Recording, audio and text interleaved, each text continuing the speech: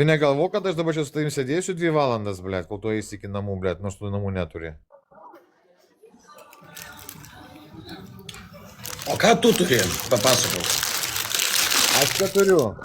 Va, telefoną turiu. Ai, tu irgi turi telefoną. Aš turiu porą bonkių dabar viskio. O tu ką turi?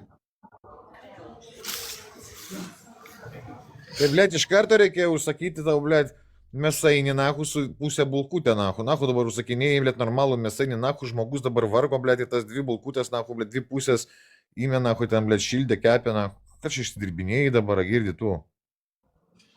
Ryžas, nahu.